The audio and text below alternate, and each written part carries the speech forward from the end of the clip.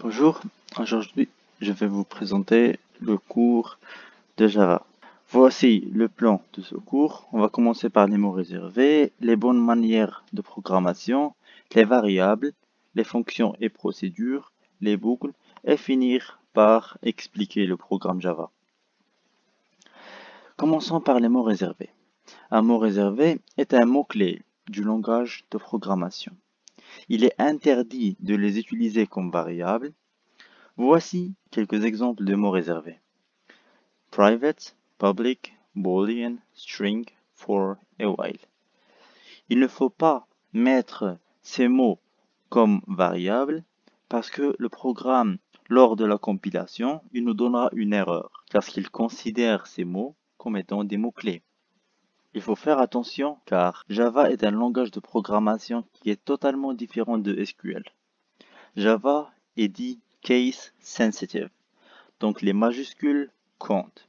Par exemple, on a vu que private est un mot réservé, mais le mot réservé est tout en minuscule. Si on met P en majuscule, le mot est changé, donc il n'est plus réservé. Dans ce cas, on peut l'utiliser comme le nom d'une variable. Voici les bonnes manières de programmation. Un programmeur doit organiser son code. Il doit regrouper ses classes et les mettre dans des packages. On va expliquer package plus tard. Il doit aussi définir des variables au début du programme ou avant l'utilisation de la variable. Il est préférable d'initialiser ces variables au début du programme, comme ça on n'aura pas de problème lors de l'écriture du code. Parmi les bonnes manières, c'est le choix du nom des variables. Il faut utiliser des noms significatifs et il est préférable qu'ils soient en minuscules. Si le nom est composé, il faut joindre le mot et séparer avec des majuscules. Par exemple, si on a moyenne de classe et on veut la mettre comme variable, on commence par une minuscule, moyenne, 2 avec des majuscules et classe avec C majuscules. Il faut bien choisir le type des variables pour réduire l'espace mémoire lors de l'exécution de notre programme. Il faut grouper des fonctions qui effectuent la même tâche. Par exemple, des fonctions qui nous seront utiles pour faire la moyenne, il faut les regrouper. Par exemple, la fonction qui va faire la somme, la fonction qui va compter, si on compte les séparer les tâches. Il faut regrouper tous ces éléments dans une partie seule. Comme ça, lors de la modification de notre code, on peut voir les éléments bien spécifiques dans un ordre bien précis. Il faut ici simplifier le code en utilisant des commentaires. Par exemple, mettre un commentaire soit pour une seule ligne en utilisant deux slash ou bien pour plusieurs lignes en utilisant slash étoile pour ouvrir le commentaire et étoile slash pour fermer le commentaire. Ceci nous aide à bien assimiler ou bien rechercher un élément dans notre code, surtout si on marque cet élément par un commentaire. Maintenant, on va expliquer les variables en Java. On va commencer par les variables de type texte. Dans Java, il y a deux éléments, le string et le char. Le string, c'est une chaîne de caractères, donc elle représente une multitude de caractères. Elle est représentée par le code par l'exemple suivant. Texte entre deux guillemets. Il y a aussi le type char. Le type char est un élément qui représente un unique caractère. Donc, un char doit obligatoirement avoir une taille qui est égale à 1. Il faut faire attention, car ici, dans Java, string commence par un S majuscule. Contrairement à char, il commence par un C minuscule. Le type numérique. Il y a 4 types numériques. Il y a int, long, float et double. Le int, c'est un entier, court. Donc, il est limité entre moins 2 à la puissance 31 et 2 à la puissance 31. Par contre, si on veut avoir un entier large, donc il dépasse cet intervalle, on utilise le long. Pour les réels, on utilise float ou bien double. Float est un réel qui utilise 23 bits pour les chiffres après les virgules. Par contre, pour double, c'est un réel avec une précision double. Il utilise 52 bits pour les chiffres après la virgule. Passons maintenant aux listes. En Java, il y a deux types de listes, les listes normaux et les array lists.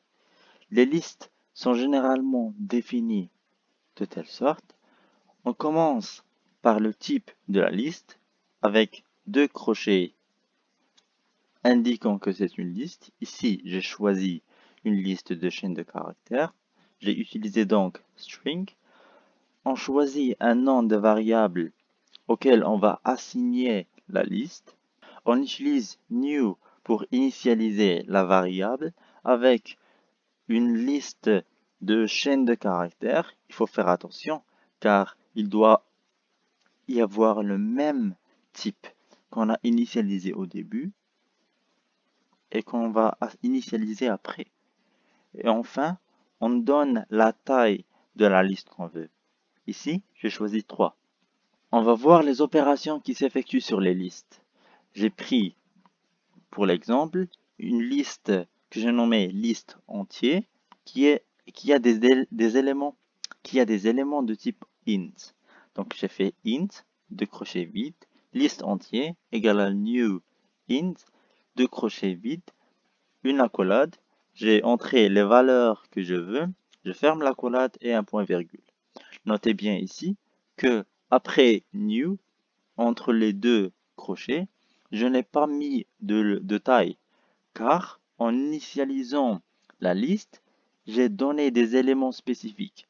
Donc par défaut, le programme va prendre le nombre d'éléments de la liste comme taille. Pour avoir la taille d'une liste, on utilise le nom.length. Pour parcourir les éléments d'une liste, on a deux possibilités. Soit utiliser une boucle for sur les éléments, soit sur les indices. On a une boucle for, int élément, deux points indiquent que cet élément appartient à la liste entière dans l'ordre. Il faut faire attention car cette boucle for commence par l'ordre, de gauche à droite. Pour supprimer un élément, on utilise une bibliothèque externe. Cette bibliothèque externe est nommée ArrayUtils. Donc on met la liste qu'on veut. Par exemple, dans cet exemple, on va écraser la liste qu'on a déjà et on va supprimer l'élément à la position 1. Donc, le deuxième élément. Pour ajouter un élément, on utilise list entre deux crochets la taille égale à 34. Ici, on essaye d'ajouter un élément dans une position donnée. Par exemple, si on a une taille égale à 4 et on utilise liste de 2 égale à 34, ceci ne va faire qu'écraser l'élément à cet indice et mettre la nouvelle valeur. Passons maintenant au ArrayList. L'ArrayList est généralement décrit de telle manière. J'ai utilisé un ArrayList avec des éléments de même type qui sont des entiers. On fait ArrayList, le type entre deux, les deux trucs. J'ai choisi moi un entier. On choisit le nom de la variable. Comme j'ai cité avant, on initialise la variable en utilisant new, ArrayList, et le même type qu'on a déjà choisi, integer. Et on finit par deux parenthèses et un point virgule. Passons maintenant aux opérations sur l'ArrayList. J'ai créé un variable que j'ai nommé ArrayList entier, qui est de type ArrayList, avec des éléments de type entier. Pour la taille de la liste, on utilise le nom de variable .size. Pour parcourir les éléments, c'est à peu près la même chose qu'avant. Mais ici, dans la deuxième boucle, dans le parcours par indice, on utilise la fonction get qui nous donne un élément à une position donnée. Pour supprimer un élément, il y a deux méthodes. Soit la suppression en utilisant l'élément, soit la suppression en utilisant la position de cet élément, si on connaît bien sûr la position. Pour ajouter un élément, on utilise la fonction add, donc le nom de variable, .add, entre deux parenthèses d'éléments qu'on veut ajouter. Il faut noter que l'élément qu'on veut ajouter doit être de même type que celui qu'on a initialisé le ArrayList avant. J'ai initialisé le ArrayList avec des entiers, donc on doit ajouter des entiers. On peut aussi ajouter un élément dans une position donnée en utilisant la même fonction add, la position où on veut mettre l'élément, virgule, l'élément qu'on veut ajouter. Maintenant, passons aux fonctions et aux procédures. Une fonction est définie par un type, on verra ça plus tard. Ici, j'ai utilisé public static. Une fonction est aussi caractérisée par un type de retour. Ici, cette fonction retourne un entier. Donc, il faut préciser le type de retour avant le nom de la fonction. Après, vient le nom de la fonction. Ici, j'ai utilisé entier somme comme nom de fonction. Après, on a des paramètres, entre parenthèses, séparés par des virgules. Cette fonction va nous retourner la somme des deux. Ensuite, vient la procédure. La procédure, c'est comme une fonction. Mais le truc, c'est que la procédure ne retourne rien. C'est pour ça qu'on a le void. Le void ici montre que la fonction ne va rien retourner. Il faut noter bien que la procédure ne retourne rien, mais la fonction, lorsqu'on définit un type de retour autre que void, il est obligatoire d'avoir un return. Passons maintenant aux boucles. Il y a deux types de boucles, les boucles for et les boucles while. Une boucle for se caractérise par trois éléments. L'élément de départ est le premier élément. Ici, j'ai utilisé int e égale à 0. L'élément de fin, ou la condition de fin, pardon, il doit être inférieur à 45. Et le type d'incrémentation. Ici, on incrémente de 1. Par contre, on peut incrémenter de n'importe quel élément. On peut incrémenter de 2, de 4. On peut même décrémenter et inverser la condition. Il faut juste faire attention à ce que la condition soit valable. Passons maintenant à la boucle while. La boucle while, il y a deux types. Le premier type, ici, c'est while. Entre deux parenthèses, la condition, j'ai pris par exemple un élément x, un objet x, sur lequel je vais mettre une condition. Après, je vais mettre des instructions, instruction 1, instruction 2, et ainsi de suite. À la fin de la boucle while, ou c'est pas obligatoire à la fin, il faut changer la valeur de x. Comme ça, on n'aura pas une boucle infinie. Le deuxième type de la boucle while, c'est do while. Do while, c'est à peu près la même chose que while. Il faut changer la valeur de l'élément sur lequel on met une condition. La différence, c'est que while, si la condition depuis le début n'est pas satisfaite, le programme ne va pas entrer dans le code. Par contre, si on met do while, au moins les instructions à l'intérieur seront exécutées une seule fois. Passons maintenant à un programme Java. Je vais vous expliquer comment un programme Java fonctionne et comment il est organisé. Un programme Java est composé de packages. Plusieurs packages. Ici, j'ai pris 4 packages. Par exemple, chaque package se comporte de classes. Ici, j'ai pris le package 1, se comporte de classe 1, classe 2, classe 3 et classe 4. Après, il y a une classe avec un main. Cette classe avec le main, c'est la classe qu'on exécute en premier. Cette classe, c'est elle qui relie entre les différents packages et les différentes classes du programme entier. Maintenant, je vais vous expliquer la structure d'un fichier Java qui comporte la fonction main. Le programme Java avec une fonction main se compose d'une ligne pour expliciter le package. Le package est là pour nous indiquer où appartient cette classe. Ensuite, on a les imports. Bien sûr, dans le programme, on va utiliser des fonctions ou des éléments qu'on va importer d'autres packages, d'autres d'autres bibliothèques prédéfinies par exemple. Et ensuite, il y a la classe. La classe contient des variables de classe, des procédures, des fonctions et le main. Passons maintenant au fichier Java sans main. Le fichier Java sans main se compose bien sûr de la même structure que celui du fichier Java avec le main, mais sans la fonction main.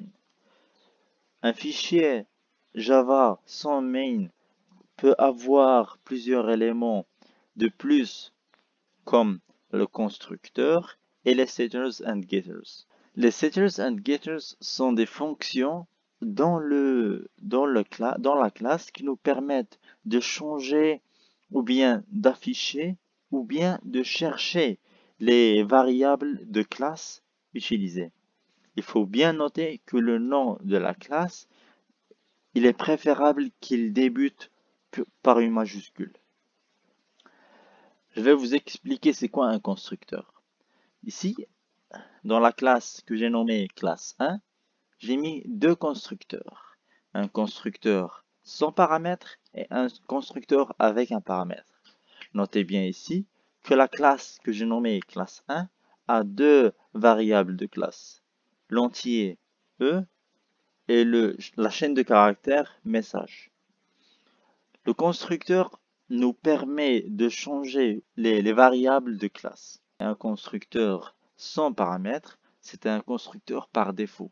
Donc, il va initialiser les variables de classe avec une valeur bien déterminée. Ou bien, on peut changer ou bien mettre les variables de cette classe à des valeurs bien spécifiques données par l'utilisateur. C'est pour ça que j'ai utilisé le deuxième constructeur avec un paramètre entier E. Bien sûr, on peut initialiser soit tous les variables de classe, soit un nombre bien déterminé. Il faut bien savoir que les constructeurs doivent être publics et que les constructeurs n'ont pas de type de retour. Aussi, les constructeurs ont le même nom que celui de la classe. Ici, les constructeurs que j'ai nommés ont le nom classe 1. C'est le même que celui de notre classe. Maintenant, passons à un fichier Java. Voici un exemple d'un fichier Java. Au début, on a le package. Ensuite, on a les imports et on a notre classe. Cette classe a une seule variable de classe. On a un constructeur food generator qui initialise time à 0 et on a une méthode. Maintenant, on va parler de la protection du code. On veut dire par protection du code la protection d'accès, soit l'accès aux variables, soit l'accès aux fonctions.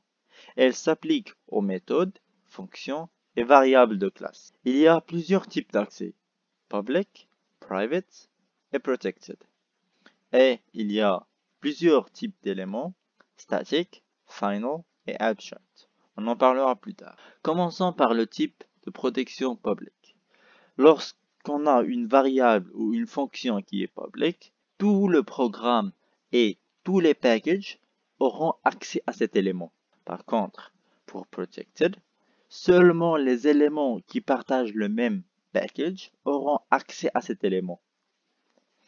Et pour private, seulement la classe où cet élément a été défini ou seulement les classes qui héritent de cette classe auront accès à cet élément. Passons maintenant à l'élément de type statique. Ici, je vous donne un exemple qui sera plus significatif pour comprendre statique. Ici, j'ai pris la classe 1 avec deux variables de classe, l'entier E et la chaîne de caractères message, les constructeurs, et j'ai pris une fonction et une procédure. La première fonction qui est statique, qui a un type de retour, un entier, qui fait la somme de deux entiers qu'elle aura en paramètre, et fait le retour de résultat. Et une procédure qui ne retourne rien, qui a le nom ajouté, qui va ajouter l'entier précisé dans les paramètres à l'instance de classe E. C'est pour ça qu'on utilise 10.e. Le 10 point spécifie que l'élément, c'est l'élément de classe, c'est l'instance de classe, c'est la variable de classe. Dans une autre classe, j'ai pris le main. Ici, pour avoir le message, j'ai utilisé le nom de classe qui est classe1.message pour accéder au message que j'ai dans classe 1. Bien sûr, il faut voir que le message de type chaîne de caractères est statique. C'est pour ça que je peux accéder à cet élément sans faire appel à une instance de classe. C'est là où réside l'utilité de statique.